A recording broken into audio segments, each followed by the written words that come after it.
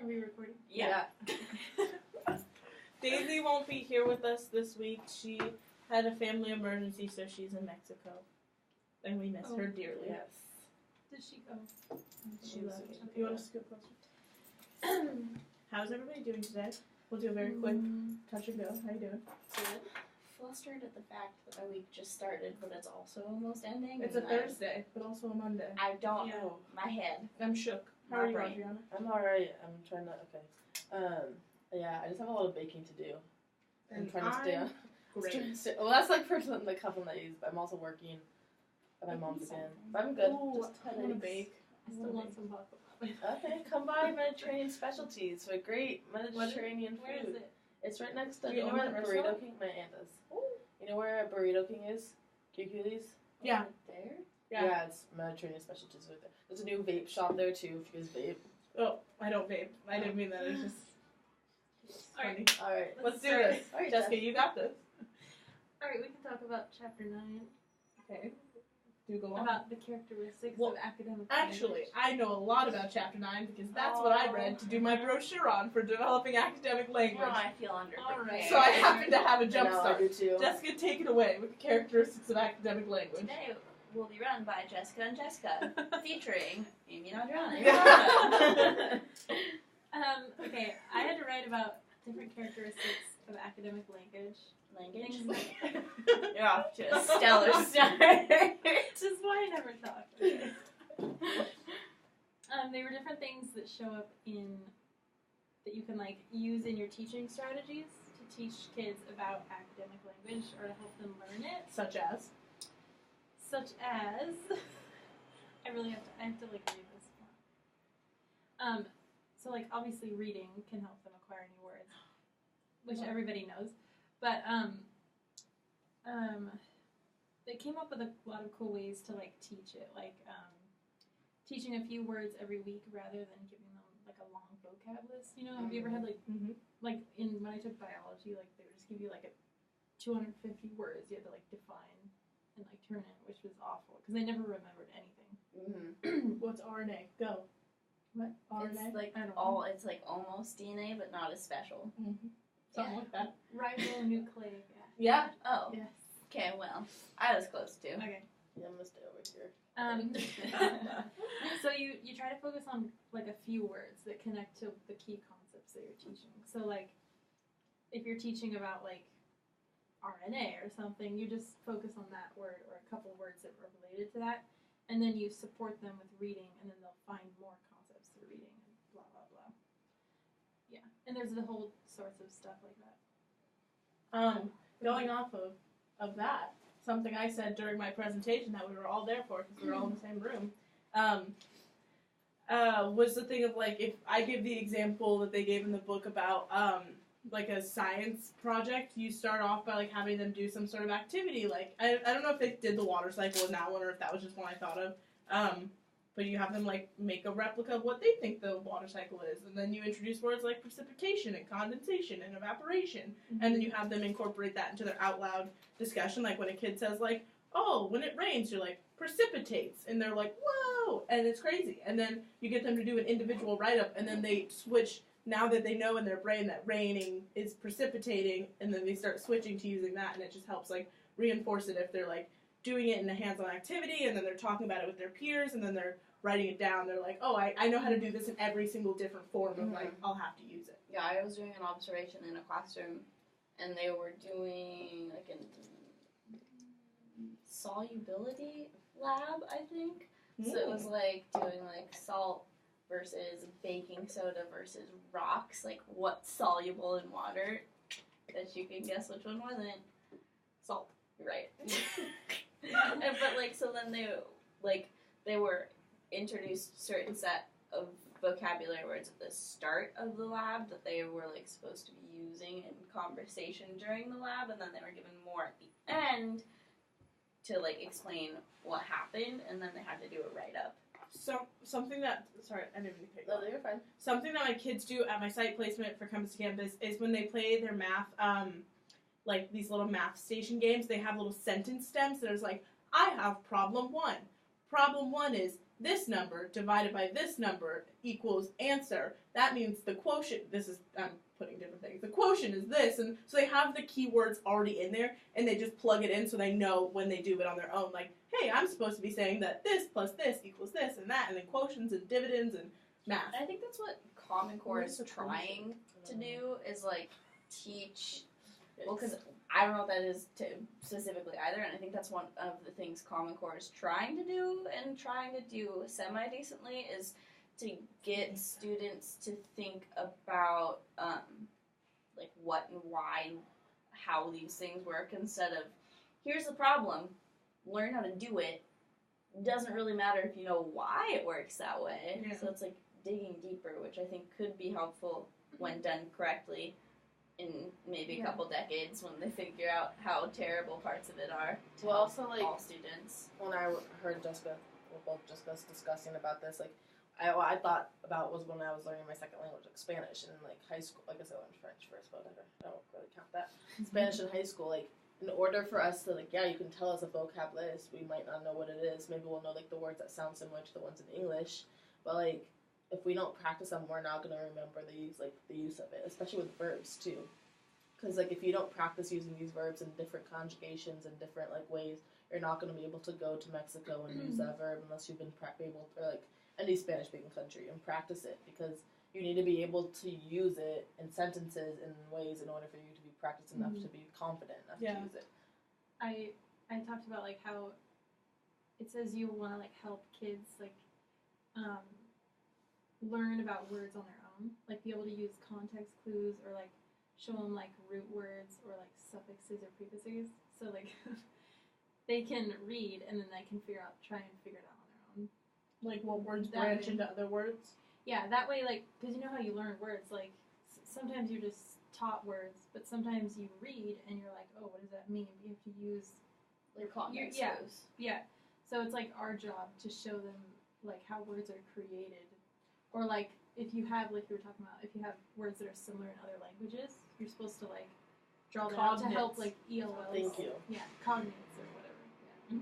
To show, like, to help ELLs because, they might not know that those, like, work. Yeah. for both languages. Apparently, the one for like embarrassed is something in Spanish that sounds like Pregnant. embarrassed, but yeah, it means pregnant, which is like, embarazado. Really? which is Yeah, so it's pregnant. like some cognates are false cognates Yeah, and they're false. not Yeah. the right thing. Well, because in German, der Gift, what do you think that means? The Here's a gift, gift. but it It's doesn't mean that. poison. It means poison. It's the gift of death. Sweet, You're sweet welcome. release. Shit, I have interesting. something to say. Say. Okay, this is about context clues. My kids, also at my site placement at Compass Campus, were reading this one thing about these, like, not pilgrims, these people coming from Germany to settlers or whatever. Immigrants? Yeah, but it was like settling times. Colonies? Yeah, colonists. Colonialism? Not pilgrims, though. Colonialism? But not the pilgrims. They Um, don't come from the No, Mayflower. the Nina, the Pinta, the Santa Maria. But anyways, they were reading this thing, and there was a word in there called, like, the word redemptioners was the word, and like they used it twice, and like none of the kids knew what the hell it meant, and even though they kind of like said it for you, but they used that really big word for my kids are a little bit behind, and then they didn't ask you a single question about it. And I was like, why would you throw this big word in here that's going to confuse the crap out of the kids and not have the whole lesson, like when the whole story was based on redemptioners, and not have it, like, be asked in any sort of, like, check for them to know that they understand what that word means. Or like, I thought that was so stupid. I always had teachers who would be like, mark the words that you don't know what they mean, and we can talk about them. And I feel like I'd be like, this one right here, the really big one that I don't know if I can pronounce. Yeah. In You my really life. I can't remember grade pronounce 9 it. doing that. Yeah. Or I hate when we would used to do popcorn time and they'd have you like read like Ah. things in history books and you're like, what does this word mean? I don't know, but I'm not gonna like.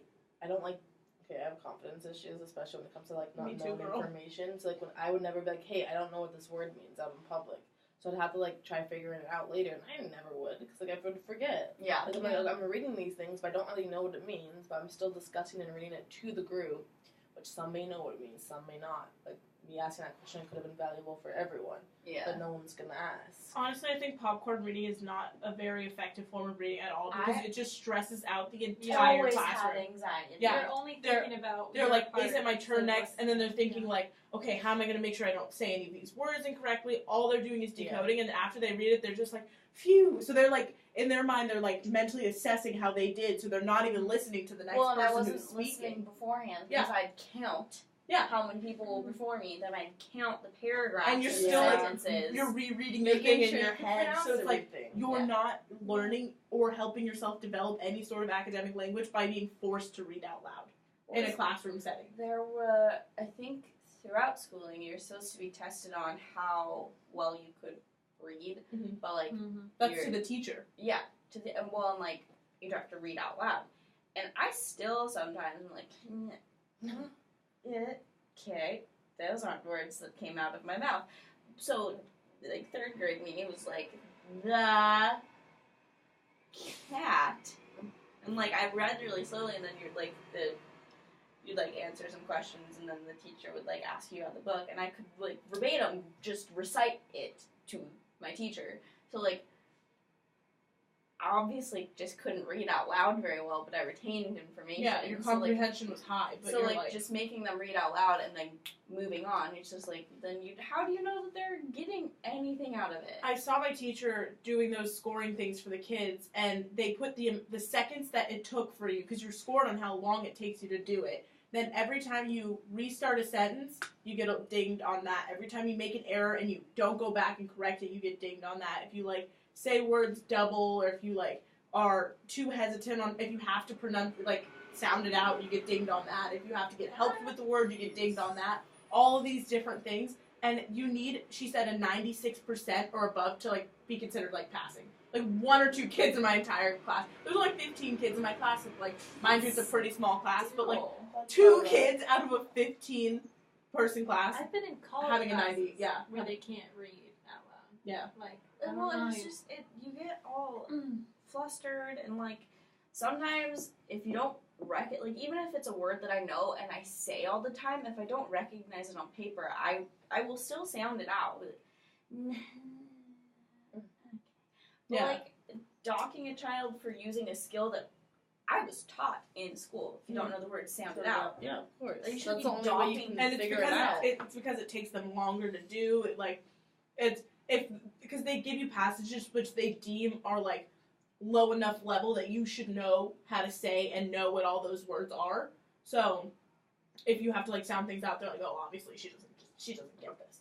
The word potato, she doesn't get that. She's an idiot. I remember having to spell volcano, and I put an E on the end of it, and it was like the most embarrassing thing ever because I got it wrong. I didn't know how to spell cheese until I was in like 2nd grade. I spelled train It was wrong. chess with an E at the end. I remember I didn't know how to spell Chessie. TV. That is TV. I didn't know if there was like a special like, because obviously there's some words that you actually can abbreviate with using like just the letters. Yeah. But like it's short for television. Like, and I don't remember what grade I was in, but my cousin was in that class with me, and my friend started laughing at me, and I ran away. I just Started imagine you running crying. it Teevee. Yeah, like I didn't know if it was spelled, like if there was any like special tricks. I'm like, no way, TV is just spelled TV. Yeah. If it's such a cool technology, there's no way they spell it that simply. Like, Yeah, like with DVD too, how it's just like yeah, so straight simple. up DVD. Yeah, I've always been a really bad speller. Like, it's something that I struggle with. And in 6th grade, we did like a spelling test, and it started with like kindergarten level words, and then slowly shifted to like 6th grade level words, that like some of which we'd been working on. But like then it was peer graded, and I did so terribly, and this girl was like the class bully too, and I spelled train wrong, and I heard her talking about it at recess to like 10 different kids. Like, that Amy kid couldn't spell train. That's so devastating to a child. Yeah. Like, is to have them review people's papers when their name is on the paper. Mhm. That should not be allowed. Mhm. Because, okay, I'm not saying ban it, but like in some situations it really shouldn't be used. Like, peer reviewing can be super helpful, but like also like children are nasty, and That's a thing that you say for more mature kids. That's not a thing you do. Like, early middle school, late elementary school thing, And because even- it's like they're just gonna use it as ammunition for bullying. Yeah, well, even then, like, I have never understood peer reviewing because I would get kids. This sounds mean. I would get kids who would peer review my papers in like high school who were average C, D students, while I'm an average A, B student, and so I like sometimes you'd get really good feedback from people and it's really nice, and then you get students who are just like, you did swell, and I'm I'm like, having that problem right now in college this quarter. yeah, Have it's you had- things. Have you had like people that aren't good writers like edit your And stuff and they edit something, or they like Incorrectly. mark something that's right, they mark it like wrong, and you're like, what? Or I had that all the time in my 102 class. People would be like, "This comma shouldn't be there." I'm like, "Look it up. Look Or it the you fuck up." get somebody's paper that was Oh, God. just so, because like, you know, you're supposed to have positive feedback in papers and then like constructive criticism, and I have had papers where I'm like, I feel like disrespected for my professor at this point because you did not try at all. I had in that 102 class, I had this guy's paper who I edited, and it was we had to write a paper about Michelle Obama's speech at the DNC, like endorsing Hillary Clinton, and he wrote Michelle Obama's name differently every time, like 6 times throughout the paper. It was like a different spelling of Michelle Obama, and I was like, was well, it one- typed? one, why did you write Michelle Obama every time instead of just doing Michelle Obama and switching to just like Obama after that, for one, and then 2, or like FLOTUS or some shit like that, you know? Like, why'd you write Michelle Obama every single time if you couldn't spell Michelle? But I digress. But they were just starting all of these sentences with and everything, all like certain paragraphs would all start with the same like one word Oh, for this, every single this, sentence. this, Yeah, this. or the a something like you know, things like that. You don't realize how important those skills are until you get older and you have those skills and you look at other people and you're like, wow, something went wrong. Where did it go wrong? Like, I think it That was you last are not week. here where you need to be. Yeah, I think it was last week I was talking about how kids at the high school that we mentor at, most of them don't know the word paraphrase. Yeah, They don't you were know what telling- it is. Yeah. And where is that lacking in education? Is it something that's lacking in elementary school, or is that something that's not being like? Because I don't remember when I learned. I honestly feel like that's something that I middle acquired. school. Yeah, I feel like middle school Yeah. is when they start like getting heavy on like, hey, read this synopsis and like paraphrase the story, or like they use the word summarize, and then you really get into like paraphrase in like early high school, I'd say. Yeah. The guy that I was helping though, I was trying to have him like write down definitions, and he was literally copying the book Yeah. word for word. Yeah. Like he just wrote down the whole paragraph, even if it had nothing to do with the definition. And I was like, oh my goodness. Like, but it was like, like I don't know where to start with people that are that behind. Well, like, because I was like, okay, she doesn't know what paraphrasing is. That was weird to me. But then I was like, oh, like you summarize. Like you just take the key points and break it down. And she's like, that's what I'm doing. I'm like, no. Because you're taking their You're- words. You're taking verbatim like what you have in your notes, and you just need to shrink that down. Like, Yeah, where is that? Is that like a high school I requirement? was turning to Google at the same time. Like, shouldn't there be a list of where students are supposed to know that or something? I mean, my cousin's 11 and he lives in Oregon, so he just came down for the week for Thanksgiving. Mm-hmm. Just hanging out with him today, and he asked me a question, but I didn't realize like what he meant. Like he's like, oh, I didn't mean it like rhetorically, Mm-hmm. and I'm like, are you supposed to know that word yet? Like, I mean, I know that's like not like necessarily like a huge word, but it just seems like very. Like, the way he used it was so incredibly intelligent. He's a smart kid, I know that, because his dad is crazy, like, weird and smart, and, like, it's just, like, a weird situation, but, like, I'm like, I don't know, like, you're 11, how do you know that word already? Like, do you learn it in school, or do you learn it at home? well, like my cousin's a whiz kid and also might be a sociopath, but Oh. she's very intelligent and just knows those words. But like when I was 11, like I was like, I don't. Like, I wouldn't, like, necessarily use those words now, not necessarily to say Assholes. don't know what it means, just because it doesn't. I have two older sisters that were in high school. Like, one of them was in high school when I was still in elementary school, and then they were, like, in high school when I was in, like, middle school, obviously.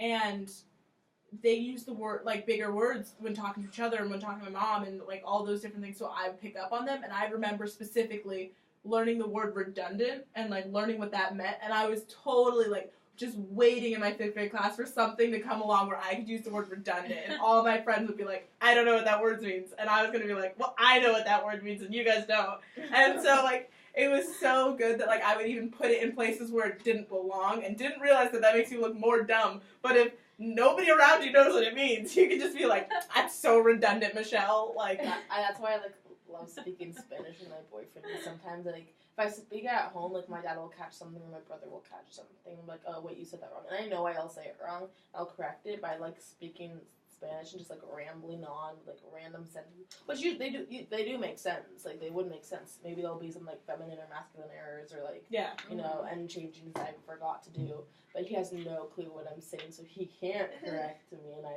love that. I love having that power of no correction. I looked up ways you could teach paraphrasing, and it said, split your students into pairs and ask a question such as, what did you do after school yesterday?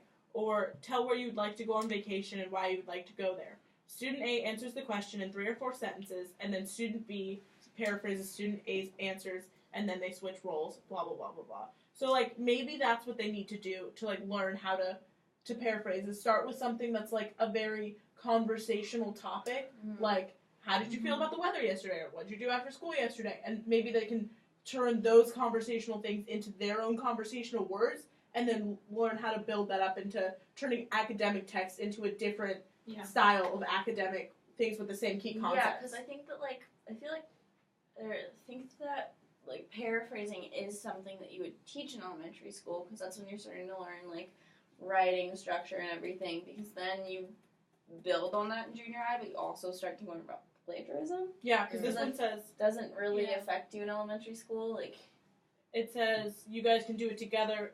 One approach is the 4 R's. Reword, replace words and phrases with synonyms. Rearrange, to rearrange words within the sentence to make new sentences. Realize that some words and phrases cannot be changed, name, dates, titles, etc., but you can present them differently, and recheck to make sure that it conveys the same meaning. Maybe you guys should honestly take these 4 R's, bring them to your kids, like your high schoolers, and be like, maybe if you use these steps, like, it like, if you make sure that all of the things that you're doing follow these guidelines, like, you're gonna be okay. It's hard because they don't help, you know. It's Yeah, hard especially in high because at that school. age they're like, oh, I don't want to seem like stupid. He was literally like, he was like turning his back to me while I was trying to help him on his history stuff, and he was like I didn't see him, like, looking up definitions on his phone, and I was like what are you doing? Kid. Like, I'm trying to help you. Like, I'm sitting here. Use me. That's You why I found can't some do. knowledge. That's why I can't do high schoolers. I was like, Yeah. I'm already nervous for myself for doing middle schoolers. I'm like, what am I putting myself into? Why All am my I? cousins in middle school right now, so God bless. That's all I can say. He is. God, Gatorade is so good. He is something else. it's like raging hormones. Gatorade? No. Oh. Middle schoolers. Teenagers. It's a bottle of Rachel. I wasn't a teenager until I was a freshman in high school. What? I was 13 my freshman year of high school. What? So I turned 13, like, mid-year of 8th grade. But the majority I started middle school 10 years old. And I ended 13 turning 14. And I started high school at 13. See, I went to a weird school district where elementary school went to 6th grade, and then junior high was 7 to 9, and then high school was 10 to 12. So, like, I never felt very small, because, like, Very what? small. Tiny. I, like, because, like, 9th grade Amy was barely better than the Pillsbury Doughboy. Oh my God. At me. I was a jelly bean. Yeah, but, like, for some reason, the What are you span, talking about? like, how I was as a I'm 9th so grader. lost. I was just a little soft, little muffin, pre-muffin. I was the doughboy. And, like, I don't get it. Pillsbury. but then, like, seniors in high school had, like, full beards and, like, Babies and... yeah, so, like, if I had been Jessica can't handle this right now. But like little ninth grade Amy would have been so much more intimidated.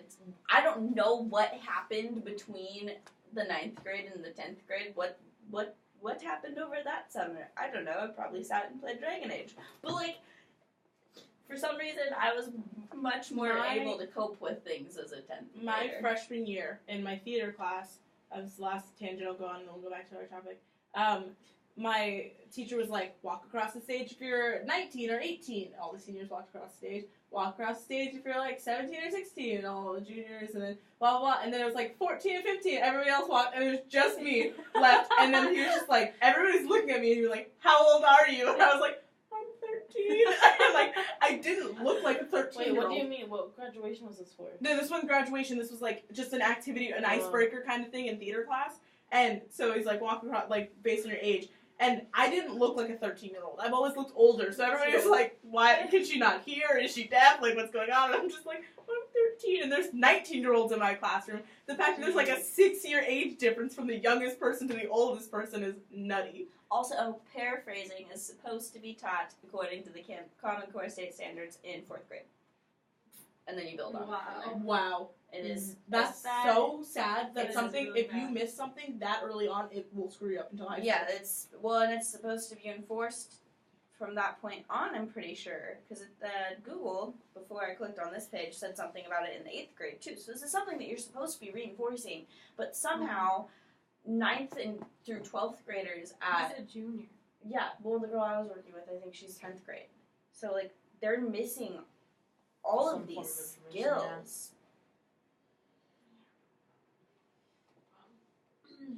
Okay, let's talk about for the Zweiers,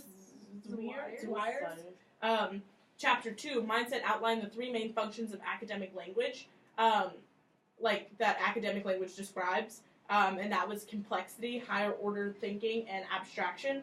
So, meaning that we use academic language to find ways to convey complex thoughts and ideas, like an example would be using academic language in a science class to describe the process of metamorphism in the rock cycle. Higher order thinking would be describing the higher level thinking needed in order to describe the complexity of certain ideas. That might be using academic language to like set the parameters for an experiment, and like as well as when you write like how you got to that and your conclusion, like your data collection and stuff like that. And then abstraction is meant to help provide a sense of like kind of like concreteness to abstraction. So like having a good grasp and knowledge of like things that we use like idioms in language and stuff like that, like putting your foot in your mouth and things like that, when you know like what its literal interpretation is supposed to mean, or like how we use it figuratively and all those different things. Mine was on the academic grammar stuff. It's stuff you might find that ELLs might find like very confusing, or just kids in general. Like, because academic grammar has a lot of like long sentences or like passive voice, especially in like science and math. Yeah. I don't remember what mine was about. I'm sorry, I'm super stunned Like by computers paraphrasing right now. used to record. Which one? The Zwei? Zweiers, chapter 2.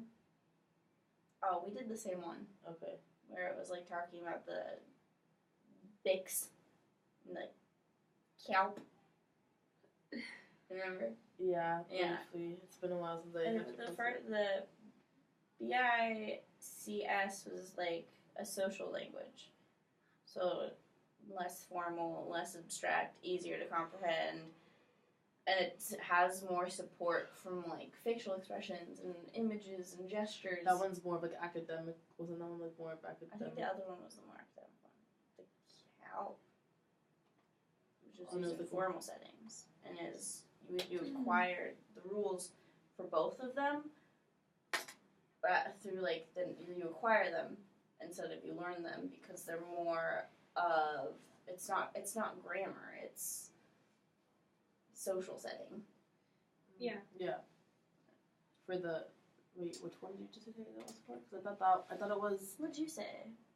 I thought that one of them was the one that was more like not social and stuff, and that showed emotion and all that was for the more casual conversation. Okay. That's the Sorry. BICS one. Yeah, okay. Yeah, you said the same thing. I was Okay. like, did I do it wrong? No, you did. Sorry, I just misunderstood you, I think, or Yeah, and then it confused was, the two things. and then it was talking about the brick and mortar thing. So like the brick is like subject specific words, and then the mortar is the words that you use to put them together. Whoa, that's only a funny joke if you know how to build walls. You don't? But I build walls on every weekend. It's my hobby. But yeah, you can build a wall with brick. Yeah. This What the literally, hell? look at these Brick walls. wall, water What the wall, heck? girl, you think you got it all? You don't. You need I a lot do. more. So You put need, on, like, like, that the attitude. attitude. Yeah, but this is like the main frame, and then you put in all the scaffolding. There are Very brick walls. Brickles? Brickles? Brickle? Pickle? Pickle? Hungry. Anyway, that was what mine was about. And I don't know then- yours, so we've covered that. Did we talk about the book stuff? You Boop. talked about your book stuff. Boop. Book? Boop. This one? Yeah. Mine was like about the threshold theory, and it's basically like the different levels of proficiency. So like at the start, or like at the base level, first level is where you're not academically proficient in either one of your languages. Then the second level is you are in one language, and then the last one is when you're not just like it was very specific in saying this isn't saying conversationally proficient, because that's what's happening to a lot of ELLs, is that we give them enough English to be kind of okay at talking, but then we don't give them the academic side. So this is just saying that the most successful students are the ones that get the academic language. That relates to Cummins' quadrant, which In this, Yeah. is a quadrant. and And then in that one, it's saying that here is academic proficiency, here is conversational fluency, here's where we should be teaching, and here, who cares about that? Off with you, C. Anyways, Why would you want neither? what?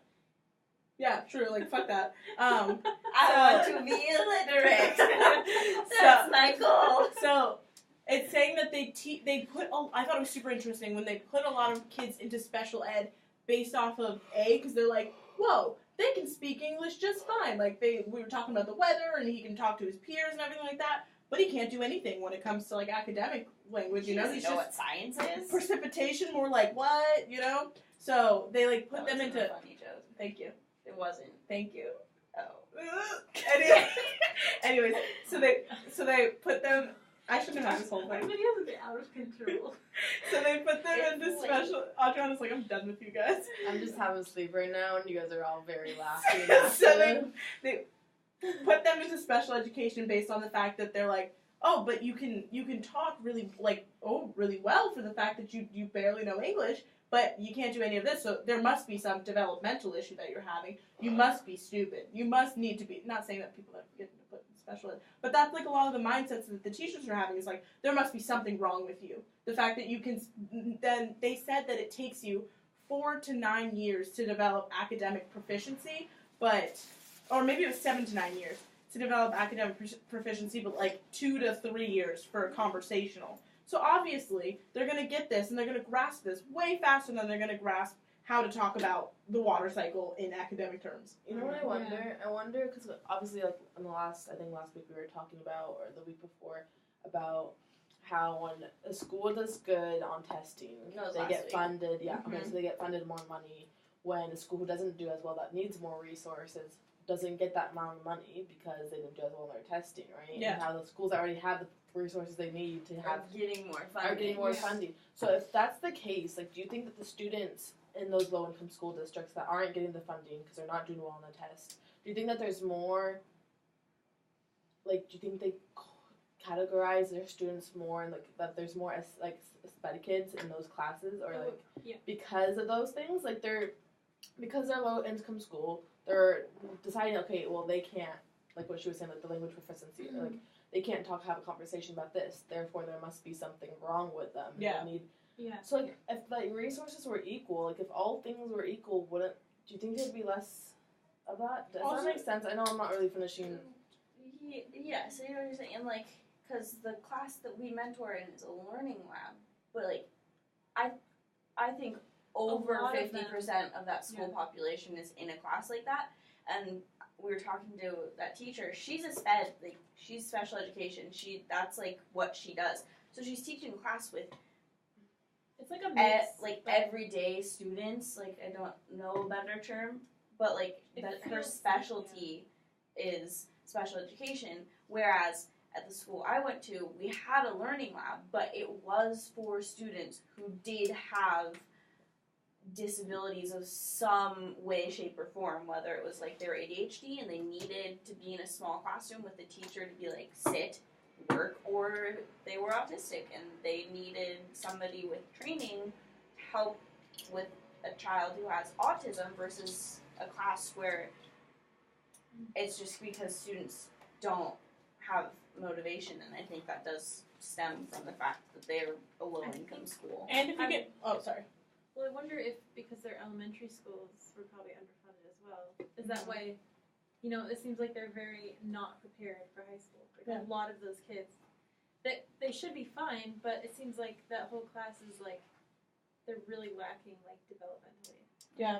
I remember in 8th grade, like a big part of it was like, we need to get you ready for high school. Like from the beginning of 8th grade, all my teachers were like, I'm not accepting late work anymore because Yeah. they won't do that in high school. Yeah. I'm not accepting you turning in things without citing your sources because they won't let you do that in high school. Like different things of being like, My this middle is school lied to me about high school. yeah, same. Yeah. They thought it And was college- they thought it was they way did in high more school strict. too about college. Yeah, right? they're like they're never gonna let you turn in late work. My Not true. college, most of my professors are way more relaxed than my high school teachers were. They're just like, you're human, we get it. And Why I'm is it like, so early. Okay, I gotta go. Crap, is it down there It's right like now? 7 minutes early. We're probably gonna in the miss that. bathroom. Bye. Bye. No, he's just using the bathroom. You're fine. I'm trying to make her feel better, maybe. she's gonna miss her bus. Oh, my Sorry. heart's shattering.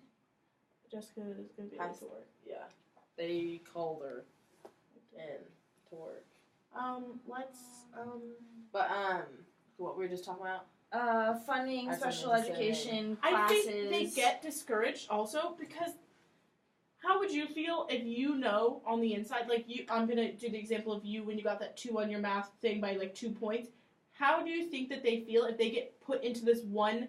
You know how they feel into this one little categorization when they know inside, like I'm not special ed, you know, like I don't need to be placed here. Jumping back to my presentation and yours too, with the whole I'm smart in my own language, like when ELL kids are put in special education classes, which like the point of special education is for kids who do have a reason why they're behind, yes, but it's not.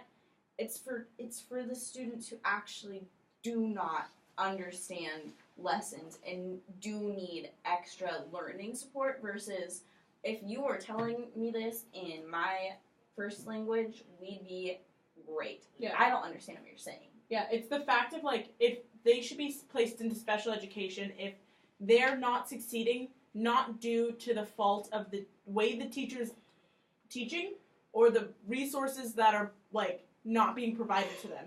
If they have all the resources needed and the teacher is trying to do everything that they can to like tailor their lesson and they're still not getting it, yeah, maybe they do have a developmental like issue. Maybe they do have some other thing like ADHD or they're on the autism spectrum, they have really bad behavioral issues, things that need them to be in special education beyond just, well, he didn't get my full class lesson. I didn't really do anything else to make him get it and he, like, his parents aren't getting involved and none of these other things, he must need to be in special I education. also feel like with this generation, we're starting to like diagnose things like very early on, and like things like Too often. too often. Like things that used to not be diagnosed as often as they were, like as they are now. Like I honestly think or didn't notice anything into high school, but like when I was in private school from like elementary to middle school, I mean I was average. I wasn't like beyond average. Like I wasn't one of those students who didn't have to study for tests and get better scores than I did when I worked my ass off or anything. But I remember I was always getting the attention I needed because they were small schools, a small classroom. But in high school, I started realizing that I was making a lot of stupid mistakes. Like I thought maybe I was dyslexic because I would like read things and I still catch things. Like I caught the other day. I'm like, oh, that said our number for the food is like 51, and I was like waiting forever, and then I realized it was 15. It's not 51, and I catch myself doing things like that. Like I'm not saying I'm actually dyslexic or anything. But you don't know. I don't know, and so I'm like, I started realizing this and like thinking like maybe because that's something like my dad even questioned when I was in high school. He's like, maybe you are like I didn't think it was bad enough to do it. So I feel like sometimes by diagnosing, the problem almost gets worse. I don't know if that's true. I'm not a scientist or like a doctor. And I think that can go both ways because like I very like during my time at Cascadia started to develop just intense anxiety and had to like meet with a professional about it. And like through the session she was like, well shit, like you're ADD. And I was like, eh? You are ADD, and like there's no actual like test to like see if somebody is, but there are like certain criteria, and it's if you meet like 6 out of the 9, you are pretty much in that category. And we like filled them out, and I got like 7.5 because one of them was like 7 times. But like she was like, you're ADD, and you know what happens to a lot of ADD people who don't know that they have it? What? They develop anxiety because of this, and this. And I was like, so you're telling me that if we'd figured this out when I was 7, I wouldn't have wanted to rip the skin off my fingers before every test in high school, and I wouldn't have started to have grades slipping in my college career because I didn't know how to deal with the fact that like I have anxiety, which stemmed from this. So like not finding problems in students and then wrongfully placing problems on students, like, and then it's the whole, well, how do you find the balance? Because I did very well in school, so nobody would have thought, like, well, this kid... When you fly under the radar, that, like, when you're in that middle because I wasn't ADHD. I wasn't I'm not hyperactive. Like, I can sit and stare at a wall for a while. Well, you get some caffeine, I mean, that's a different story. But, like, so nobody could have, they're just like, well, she gets stressed out sometimes. It's like, well, no, like, I have actual things going on, so it's just, how do we better, because, like, obviously my parents didn't realize it either because it was relatively normal, but, like, how do we better prepare teachers to be like, this kid stresses out so intensely about such small things, maybe there's something else going on. I think we're very, and when I say we, I mean teachers, I think they're very quick to assume that, like, I think boys and minorities get overdiagnosed. Absolutely. Because they're like, oh, boys are rowdy, there must be something wrong with him. And I think things like girls like you with your ADD fly under the radar because they're like, oh, she's sitting, she's doing her work, she's doing what little girls should do, you know, like being like quiet and like peaceful, and all the boys are bouncing off the walls. They're like, oh, they must have ADHD and all those things, when really they're just being like giggly little boys, you know? So... And then the thing with, like minorities or, like, ELL students and stuff like that, they're like, oh, all these different things that could be happening in the background at home and in their personal lives, and all these things that could be leading to, like, distraction at school or, like, disinterest in school and all those different things. They're like, nope, must be something wrong with them. But then you have those kids, the middle of the ground kids that don't know that they need help, but nobody's paying attention to them because they're very middle of the road. They're like, oh, they're average. Like, maybe but they could be better, or, like, maybe they're destined to be higher up in the classroom if somebody took a minute to look at them and they were like, maybe there is something that we could... I don't, like, and I get, like, I don't know if this is something that is implemented currently in the educational system, but, like, you know how, like, in certain grades you get your hearing tested and your sight tested? Is that something that, like, a trained professional needs to come and sit and observe classrooms and talk to the individual students and just be like, you know, like, I'm seeing, like, some red flags. Like, this is something that we'll come back and check on next year. Just to, like, keep tabs on kids. Because, like, yeah, how do you say this specific kindergartner is absolutely I don't ADHD? think you can tell in kindergarten. Because, like, give me a half a cookie, and I'm like, well, I just feel like how do you tell at such a young age, like, why are these diagnoses happening at such a young age when they're, like, their job is to be these energetic, like, little bunnies. Mm-hmm. Like, literally all they have, like, anything you put in them will somehow impact the way they act. Yeah. Like, how do you find the difference between ADD or ADHD and then... Yeah, like, you have to keep tabs on it. Because, like, somebody could just have been like a really rambunctious child, and then by Like, junior maybe had high, cinnamon buns for breakfast that day. yeah, Something like, and that then by happens. junior high, like the metabolism's just like, no, mellow out, Says kid. that teachers are often the first ones to recognize or suspect ADHD or ADD in children because they're with them for most of the day, for months out of the year. It's kind of sad when you think about it. Sometimes you might see your teacher more often than you see your parents or your Mhm. siblings or things like that. I didn't think about that until like this really hit home that like, hey, when I'm a teacher, when we're all teachers, we're gonna see our kids a lot more than we might see our own actual children at home. You mean my dog that I'll have? You not have babies? I You're don't know. a spinster. Yeah. I forgot. Nope, I want like 100. I want a whole soccer team. I said that, and my boyfriend was Just like, "No, joking. you get 2 and a dog," and I was like, I'm gonna get Good a enough. French. I'm gonna get a French. But you know what? I'll tell you the story later. It's cute, but it's really irrelevant. All right. Your elephant. We're actually okay to start talking about some questions. Well, okay. I that think you'd one of like- ours yeah. is how do you properly diagnose children with anything? "What are the steps that we go about besides Yeah. just like I wanna write these starting down. starting from observation? How do you go about?" I'm gonna type these in my group chat. Or I can give you a paper. Okay, wanna that write it? works. Yeah. Sorry. So how do we properly? Pen. I don't have anything on Expo here. marker. Sorry, my backpack is so far away. It's like 2 I'm seconds so away. sorry. I know, but I just now I'm out of the video. Like, am I even here? Or did I leave the classroom? Yeah, because when you leave the video, it's like if you I'm still here. can't see a tree falling, do you hear it? That's not the proper phrasing, but Okay. it's been a True. minute. Yeah. What's another question we have? So what was the question I asked? Good question.